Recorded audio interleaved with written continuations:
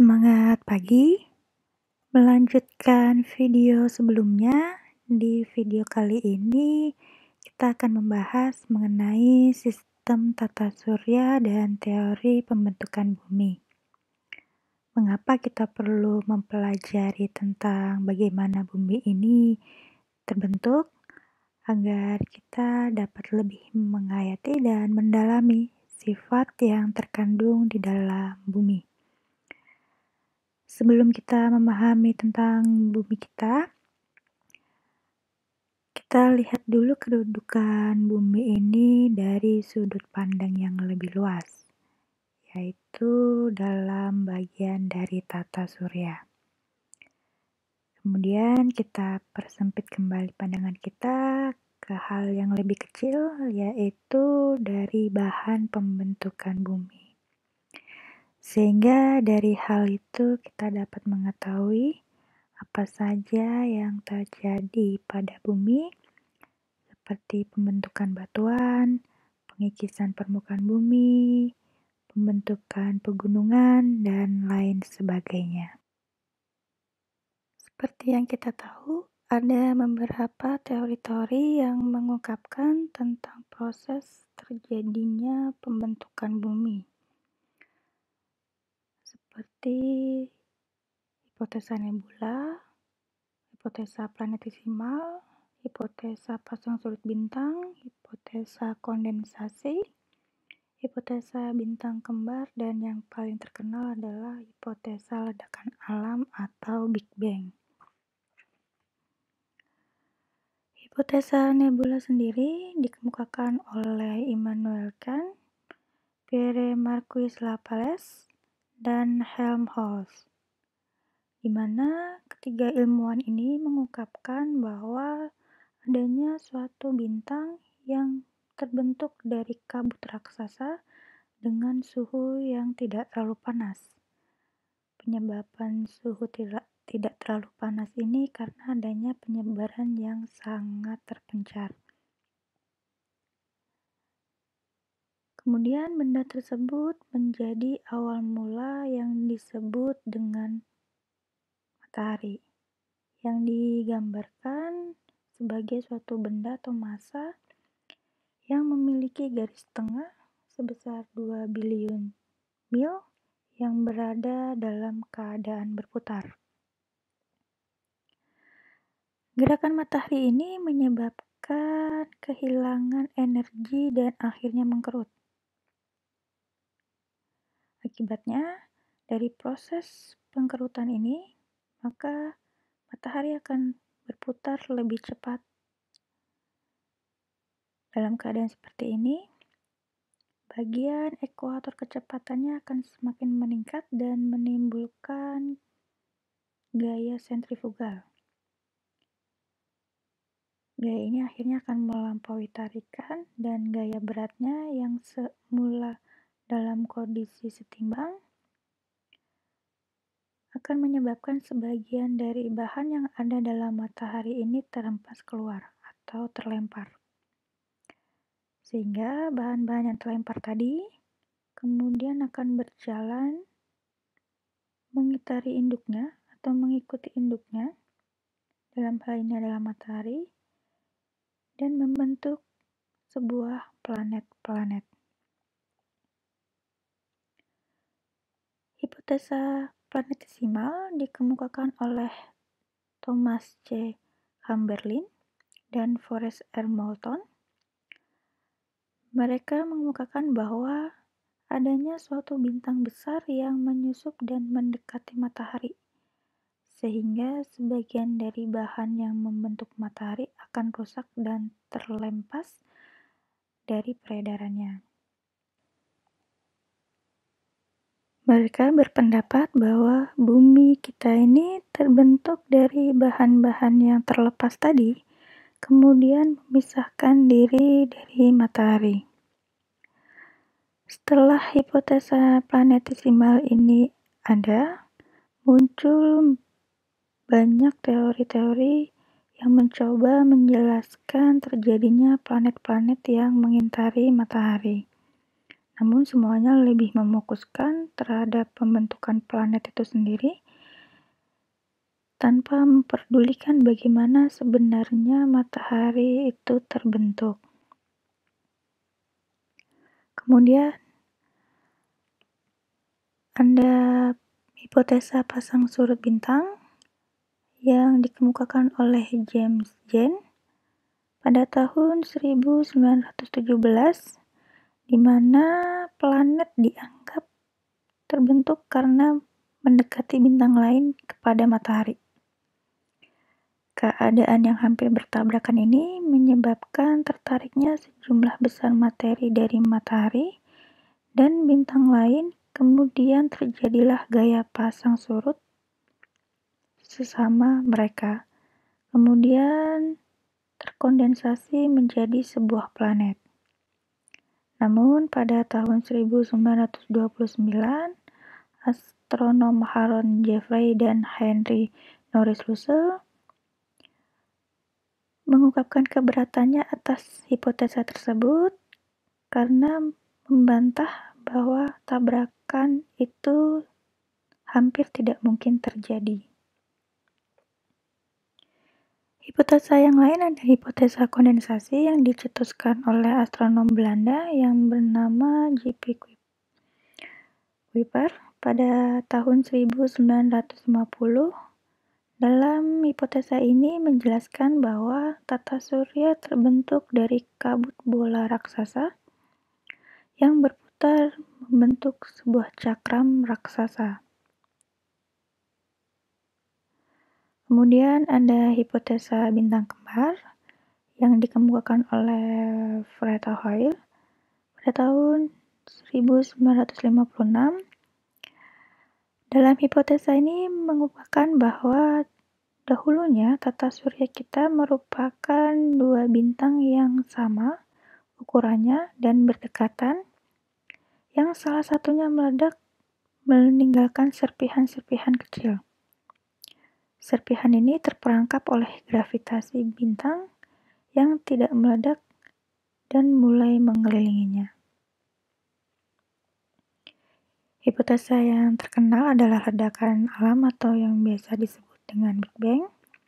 Dalam hipotesa ini menjelaskan bahwa awal mulanya ruang angkasa ada sebuah ledakan yang sangat dahsyat.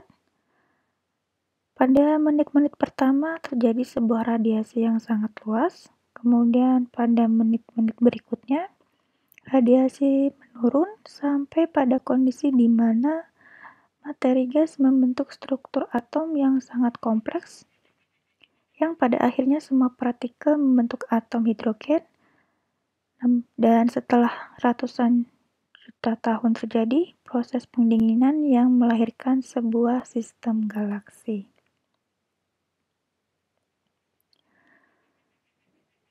Kemudian ada sistem tata surya, di mana dalam mempelajari keadaan tata surya, yang seperti kita tahu ada ilmu yang mempelajari disebut juga dengan astronomi, yang merupakan ilmu tertua di bumi. Kaitannya terhadap bumi adalah hanya sebatas kepada aspek bahwa bumi merupakan bagian dari tata surya. Kemudian ada istilah-istilah dalam tata surya, di mana tata surya sendiri merupakan kumpulan benda langit yang terdiri atas sebuah bintang yang disebut dengan matahari dan semua objek yang terikat oleh gaya gravitasinya.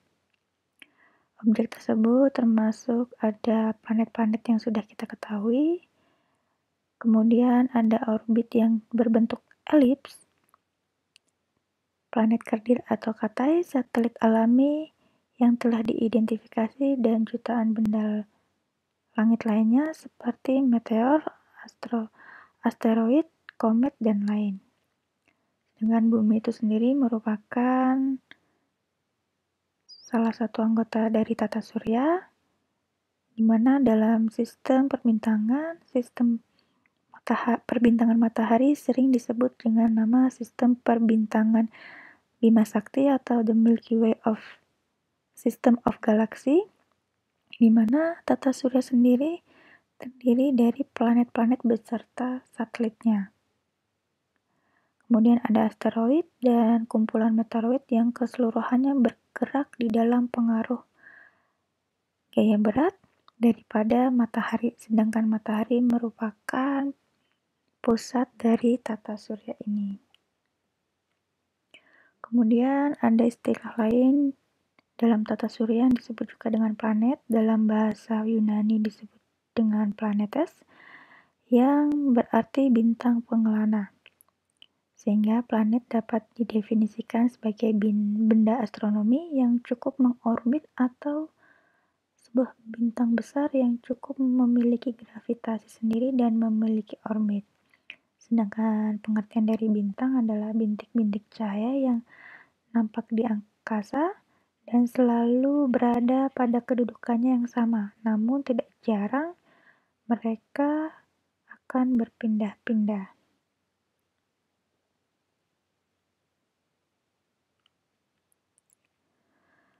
Kemudian ada istilah-istilah lain yang berhubungan dengan alam semesta, seperti asteroid yang merupakan sisa-sisa dari planet yang meledak dan hancur. Mungkin juga bahan-bahan yang tidak pernah berkembang menjadi planet yang lengkap. Kemudian ada istilah lain disebut juga dengan galaksi, yaitu adalah kumpulan-kumpulan bintang yang menyebar secara tidak merata di alam semesta. Kemudian kelompok bintang-bintang ini kebanyakan mempunyai bentuk yang mirip dan dinamakan sebagai galaksi, dan setiap galaksi ini dipisahkan oleh satu dengan yang lain oleh ruang yang tidak atau kalau ada pun sangat sedikit terdapat bintang. Kemudian ada istilah yang lain disebut juga dengan Milky Way Galaxy, di mana ketika kita melihat ke arah angkasa pada malam hari, kita akan melihat nampak bintang-bintang yang berkelompok, dan ini disebut dengan Milky Way, yang merupakan juga salah satu keluarga dari bintang-bintang yang terdiri kira-kira 100 billion bintang, dan ini termasuk salah satu galaksi yang kita tempati sekarang. Kemudian ada istilah lain disebut dengan nebulae. Nebulae ini adalah salah satu contoh dari galaksi yang berada di luar galaksi kita. Nebulae merupakan benda-benda yang mempunyai cahaya yang lemah dan tersebar di langit.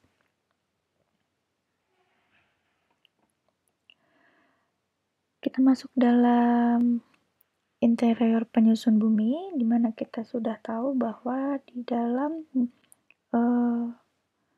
bumi atau di sekitarnya memiliki hubungan interaksi antara atmosfer, hidrosfer, dan litosfer, sehingga membentuk sebuah biosfer, di mana di dalam biosfer ini terjadi kehidupan di atas permukaan bumi.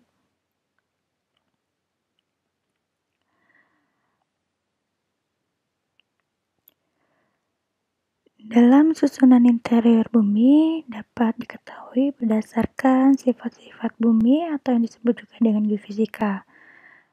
Sebagaimana kita tahu bahwa bumi mempunyai sifat-sifat fisik seperti gaya tarik atau yang disebut juga dengan gravitasi, kemagnetan, kelistrikan, gelombang seismik, dan sifat fisika lainnya. Melalui sifat fisika bumi inilah para geofisikawan mempelajari susunan bumi, yaitu misal dengan metode pengukuran gravitasi bumi atau gaya tarik bumi, kemudian sifat kemagnetan bumi, sifat menghantarkan arus listrik, dan sifat menghantarkan gelombang seismik. Di mana kita tahu bahwa metode seismik adalah salah satu metode dalam ilmu geofisika yang digunakan untuk mengukur sifat rambat gelombang seismik yang menjalar di dalam bumi.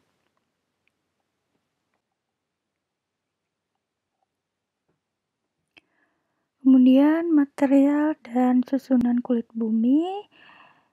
Susunan kulit bumi yang berada paling luar disebut juga dengan selaput batuan atau litosfer, di mana kita tahu bahwa bagian dari litosfer ini merupakan bagian yang paling padat dari bumi atau yang paling solid yang berada di bawah atmosfer dan samudra.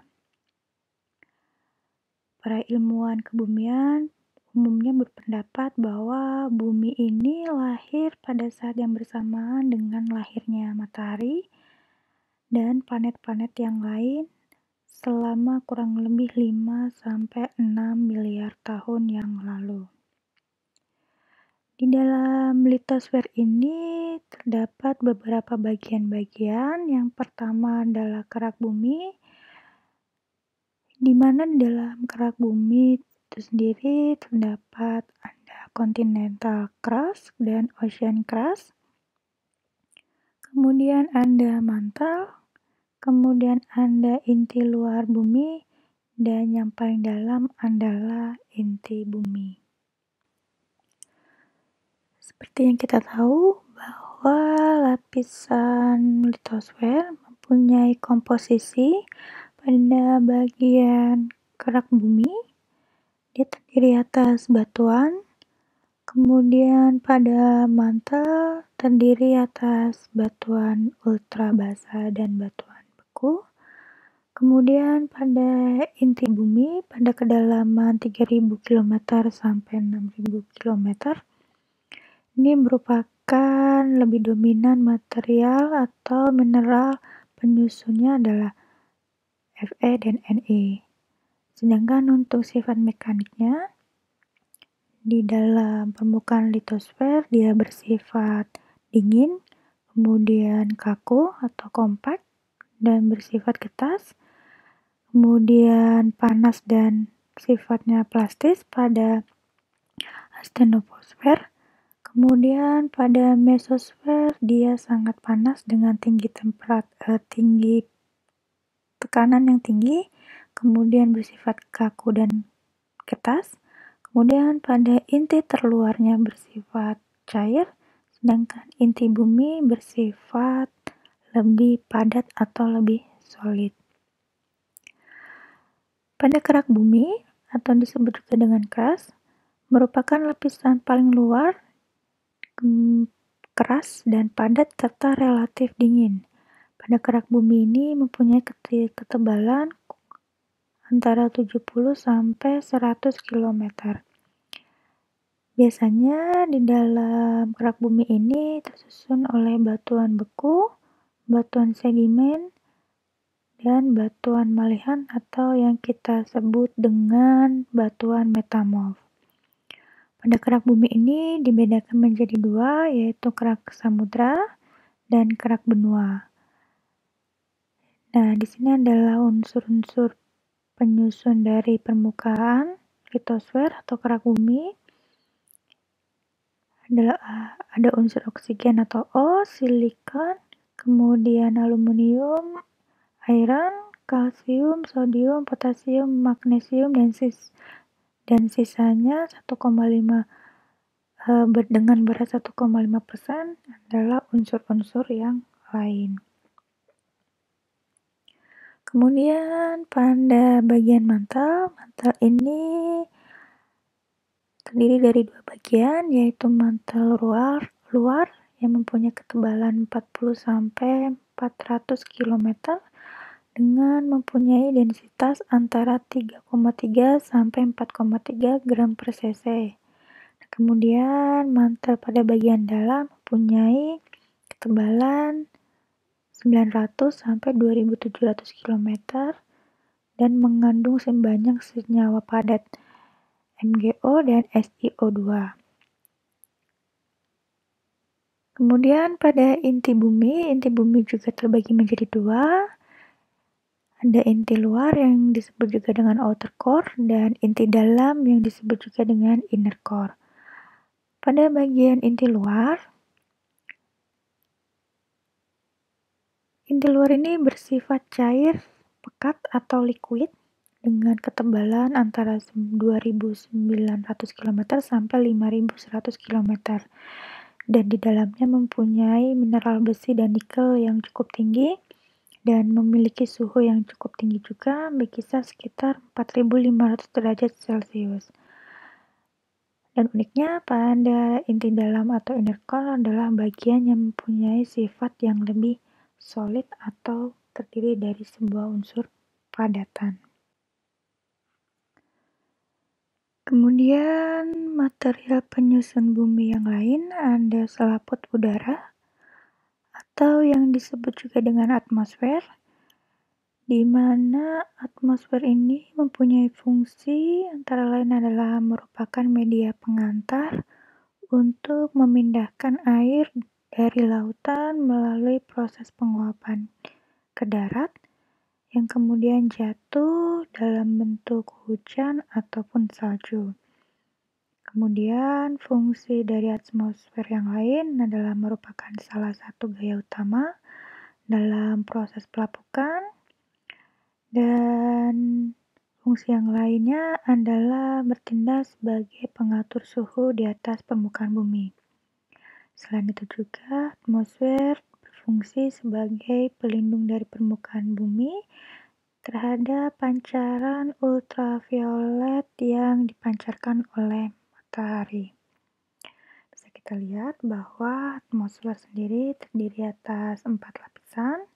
Yang pertama adalah troposfer, di mana troposfer ini merupakan pelindung dari permukaan bumi. Kemudian di atasnya adalah stratosfer, di mana stratosfer ini adalah memproteksi dari radiasi ultraviolet. Kemudian ada mesosfer, di mana di mesosfer ini terdapat lapisan O3 atau ozon untuk memproteksi sisa dari gelombang ultraviolet. Kemudian pada bagian termosfer, di sini merupakan lapisan di mana lapisan ini untuk menahan pancaran dari ultraviolet yang sifatnya medium. Kemudian lapisan yang terluar untuk merupakan proteksi dari pancaran ultraviolet yang mempunyai radiasi sangat tinggi. Di sini dapat kita lihat bahwa komposisi udara yang ada di atmosfer dapat dikatakan bahwa sebagian besar nitrogen memiliki persentase terbesar dalam penyusun atmosfer, kemudian oksigen dengan persentase 21%, kemudian sisanya ada argon kurang dari 1%, CO2 0,33%, dan sisanya merupakan unsur lain yang terdiri dari hidrogen dan helium. Selain itu juga ada metan, ozon, CO, NO, SO, HS, hidrokarbon, dan lain-lain yang sebagian besar merupakan dari besaran polutan. Selanjutnya, material penyusun bumi yang lain adalah selaput air atau disebut juga dengan hidrosfer, di mana hidrosfer menempati ruang mulai dari bagian atas atmosfer hingga menembus ke kedalaman 10 km ke bawah permukaan bumi, yang terdiri dari samudra, gletser, sungai, dan danau. Kemudian ada uap air dalam atmosfer dan air tanah. Di dalam selaput ini semuanya membentuk air yang berada di atas permukaan bumi atau yang ada di dalam bumi. Namun mereka juga menguap dalam jumlah besar menuju ke dalam atmosfer dan kemudian jatuh kembali ke dalam bumi dalam bentuk hujan dan salju.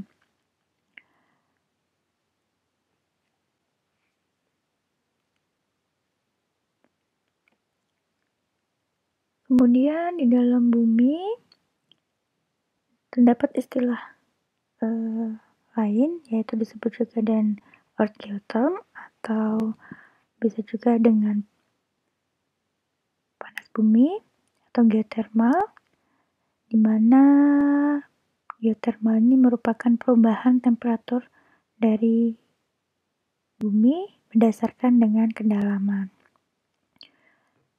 Biasanya juga kita sebut dengan gradien geothermal, di mana gradien geothermal ini adalah laju peningkatan temperatur seiring dengan meningkatnya kedalaman bumi.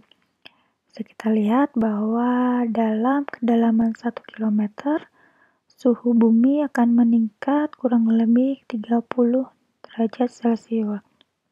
Atau dalam setiap kedalaman 100 meter, suhu bumi akan meningkat sebesar 3 derajat. Kemudian ini merupakan rangkuman dari bagian-bagian interior penyusun bumi. Yang pertama adalah lapisan kerak. Dalam kerak ini terdapat kerak samudra dan kerak benua dengan komposisi basalt dan granit. Kemudian dengan ketebalan 7-10 km dan sifatnya dingin, kaku, dan rapuh. Begitu juga dengan kerak benua, komposisinya granit dengan kedalaman 20-70 km dan sifatnya dingin, kaku, dan rapuh.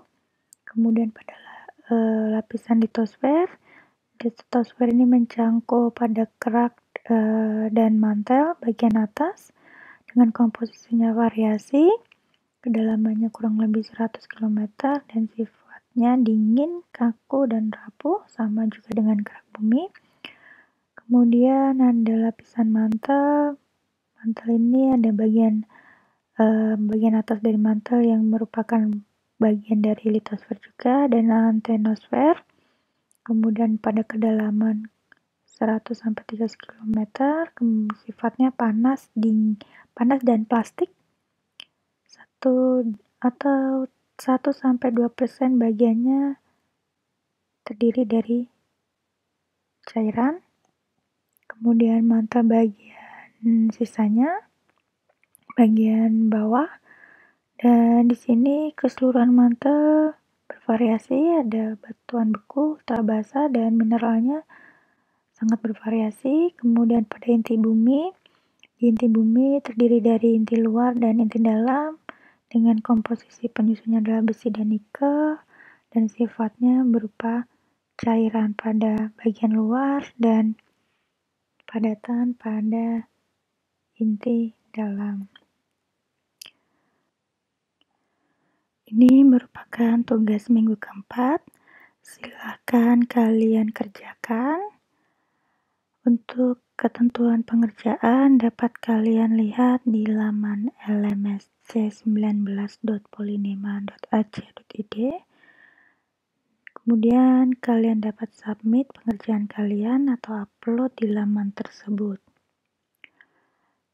Sekian penjelasan dari saya. Jika ada yang ingin ditanyakan, kita dapat berdiskusi di WA Group. Dan sampai jumpa di video pembelajaran selanjutnya.